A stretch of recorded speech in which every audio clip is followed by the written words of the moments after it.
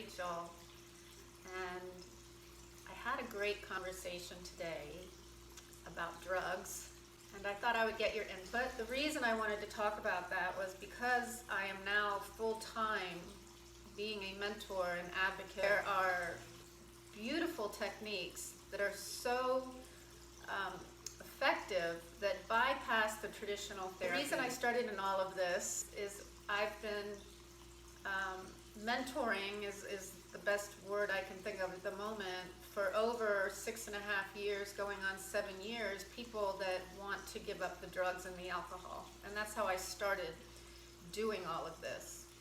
And it morphed into people that just might have felt sad, or that wanted to get divorced and didn't know how, or wanted to try and make the marriage work, or weight control, or smoking, whatever it may be.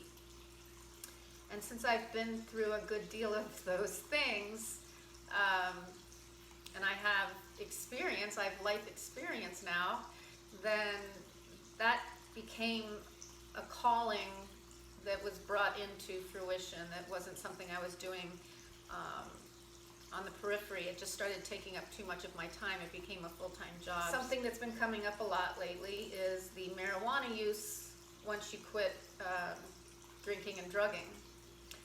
And for some people, that is an alternative that they stick to, and they don't go back to the old behaviors. For other people, it's the gateway again into feeling so good. And instead of taking it as a doctor would tell you to take it, I usually get to the people once they come to me and say, I'm in trouble again, I need to stop, and I need to be truly sober again. And so the subject has come up. Do we allow this into stages of how to get crystal clear? And I'm not going to judge on that answer. I would love to hear from you guys. I would love to hear from stories of people that are in recovery, or people that just like to wake and bake because it works for them. This certainly is a forum where it's open, and it's open for discussion, it's open for learning, it's open for sharing experiences. I grew up, and the people that are on here that know where we grew up know that as teenagers we were big experimenters, but I never got into the drugs.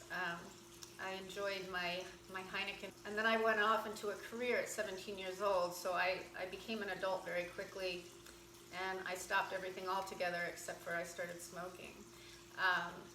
But so those of us that know what all of those various things are like, what was it like for you when you had to stop, or have you had to stop?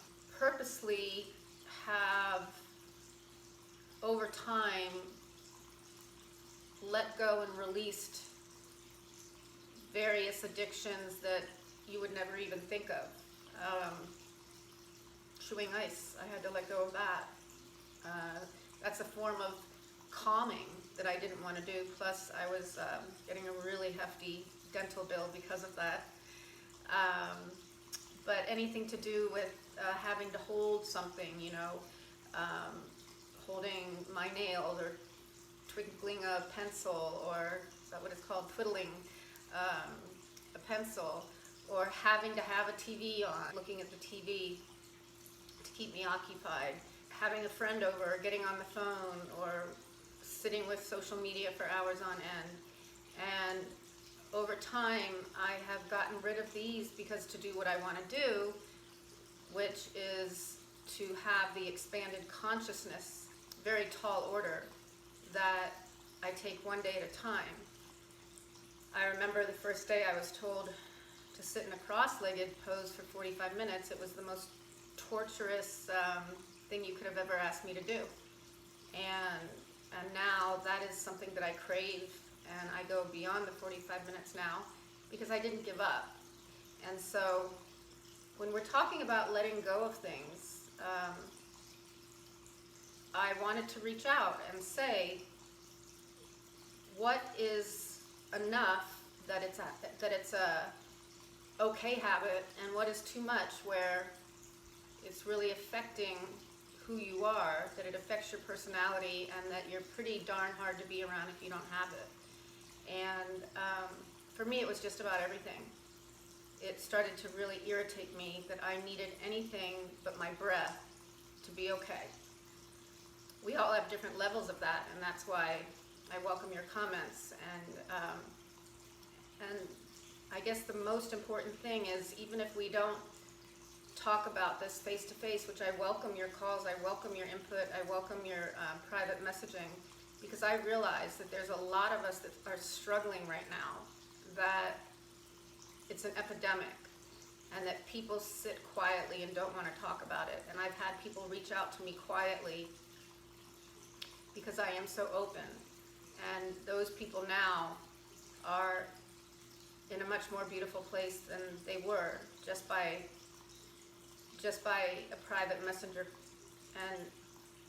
And that's really all it takes, is that first step, to feel the relief of someone else knows. Why is it even important? Well, maybe for some it's not. Maybe for some people that's a way of life, and there's nothing wrong with that, and there's no reason to give it up. And that's cool. I think that's why I am a good person to be a mentor, is because I don't even judge myself hardly in a horrible way.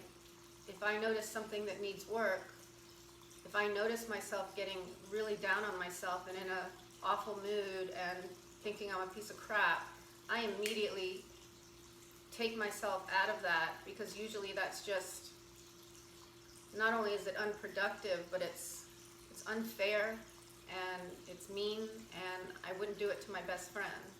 So immediately I do something little to get me out of it. It all starts with making my bed in the morning first thing after I give my pillow a hug, and usually that sets me on the right path. So that's why I hopped on. I'm curious, and I don't have all of the answers, but I can individually certainly guide the people that are curious about this, and I wanted to reach out, because there's no right or wrong way to go through life if you're happy and healthy. If you're not happy and healthy, then I would examine that and find the courage to make the phone call. It's what I do, and it's how I serve, and we all deserve to have our health and our happiness. So health is the greatest of wealth, and peace of mind is the greatest of happiness. And I live by that, and I know it to be true. Thanks, guys.